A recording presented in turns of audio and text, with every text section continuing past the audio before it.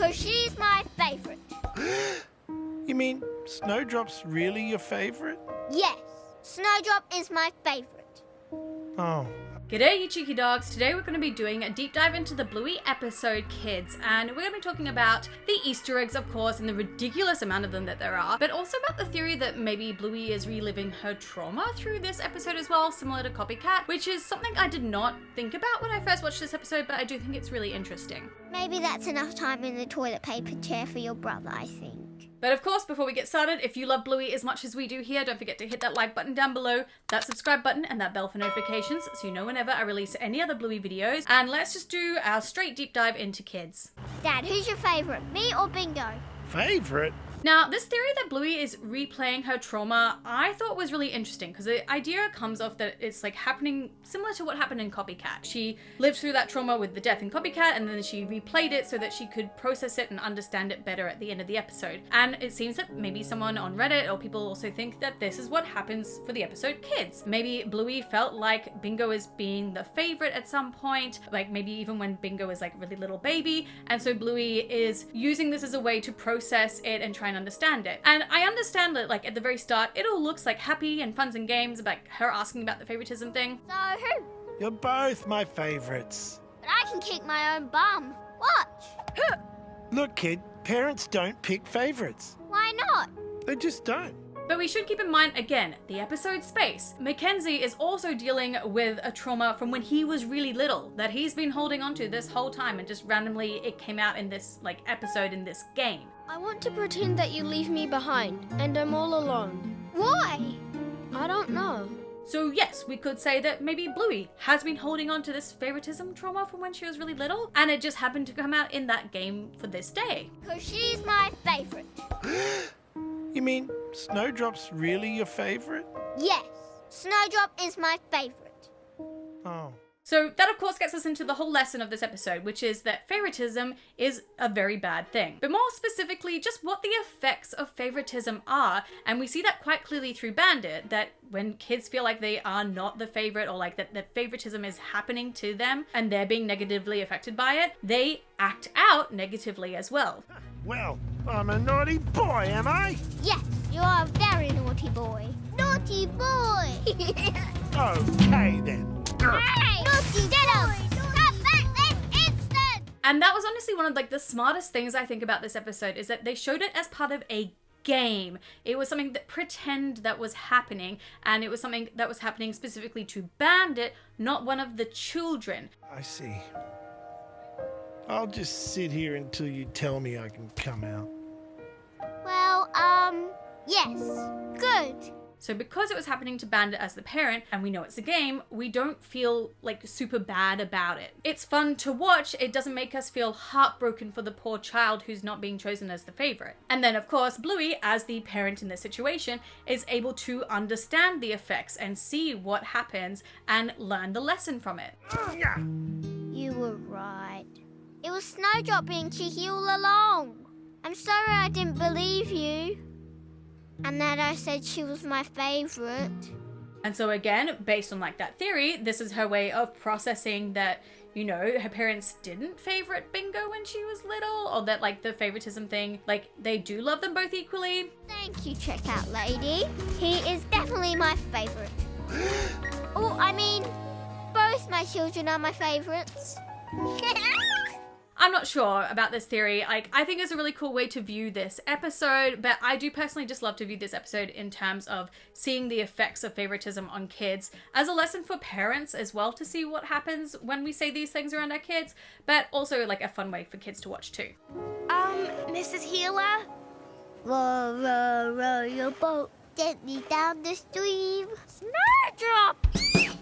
But what I really honestly want to talk about is the stupidly ridiculous amount of Easter eggs in this episode, because I would, you know, maybe rate this episode 3 out of 5 long dogs normally. Let me know down below what you would rate it. However, after spending a 3-hour deep dive into a webcomic called Homestuck, I have a very new appreciation for this episode, because Catriona Drummond, one of the art directors and animators for Bluey, decided to fill this episode with a ridiculous amount of actual Homestuck references. So, quick TLDR, Homestuck is a webcomic about 13-year-olds who got stuck inside of a video game. It is like this super niche fandom that like just took off, and these are all of the references in the Bluey episode Kids. So we see the words Durs and Prospit. Durs in the webcomic Homestuck means Kingdom of Darkness, and Prospit means the Kingdom of Light. We also see the words honk honk. This is a joke about the honk friend, also known as Gamzee. We see a little doggy ghost who is a replication of the green slime ghost, just in dog form. We see these squiddles, which look like little octopus figures. These are part of a TV program within the video game within Homestuck, and we see them twice throughout the episode as well. We also see this word here, mushies. This is in reference to the salamander farmers in Homestuck, and it's a big joke about them always having to farm mushrooms. We see this head-shaped symbol, which looks a lot like the Bequirrel symbol, which is the dog symbol for this game. We also see the circle symbol.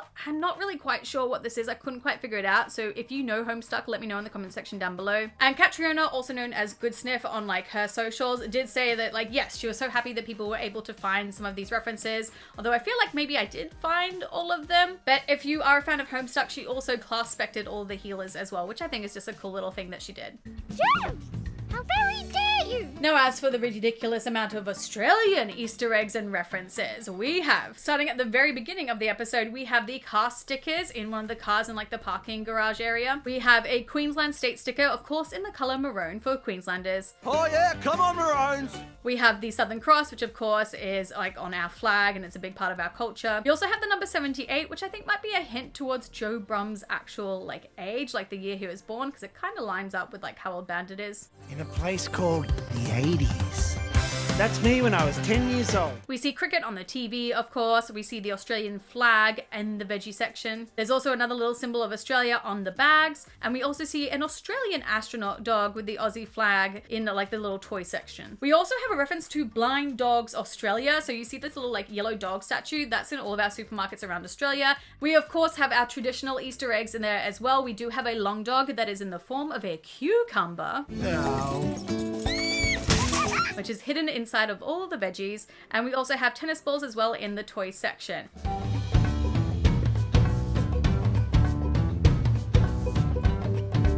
Now this toy section as well also happens to have the Bluey Healer House toy as well, which I feel like just adds into a theory I did ages ago about the fact that like Bluey is actually a reality TV series within the Bluey verse, and that's why we see her on like the Fruit Bat book inside the bookstore in Quiet Game and things like that. I don't know, I think like this is just really funny that we like see Bluey in her house as a toy in this episode. Hello, Rocco. How's your mother? She's good, Mrs. Healer. As for some of the other little hidden details, this shopping center is based off like the color scheme of Woolworths, which is one of our like most popular shopping centers that we have in Australia. It has a green logo with like a leaf-like element in it, and that's what they obviously decided to do for this place as well. But they added in even more extra details like the leaves and bushes inside the store too. And I love that they like kind of make a point of trying to point it out because Bingo looks specifically at it.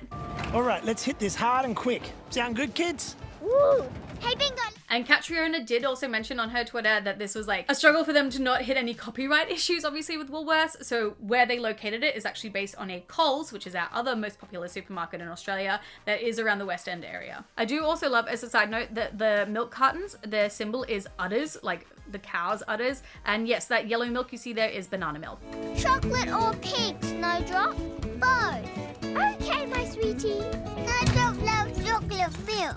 We did also have some cool voice actors for this episode as well, including the creator, Joe Brum himself. He was actually the voice actor for like the random customer that comes past Bandit when he's sitting in the toilet paper chair. Personally, I can't go back to single ply. No, that's madness. See you, mate. The checkout chick as well was also voiced by Charlotte Nacado, who is a famous Australian actress. What a fine young boy you have there, Mrs. Healer. Thank you, checkout lady. And the docket boy was voiced by Michael Griffin, who's one of the editors for Bluey. Can I help you? I wish you could, mate. Like I said, I give this episode now a 4 out of 5 long dogs. Before, it was 3 out of 5, but honestly, after I did all my research into it and the just so many Easter eggs, I have to bump it up a notch, so it is a 4 out of 5 for me. But cheeky dogs, let me know in that comment section down below, how many long dogs would you give this episode? Kids, what did you like about it? Do you have a favorite Easter egg? Do you know anything about Homestuck as well? I want to know all of your thoughts and feelings down below. While you're down there, don't forget to hit all those buttons as well, the like button, subscribe button, bell for notifications, so you know whenever I release any other videos. But until then, I have Picture Cheeky Dogs out, a few other videos that maybe you would like to watch, and I will see you all in another video. Mwah! Bye!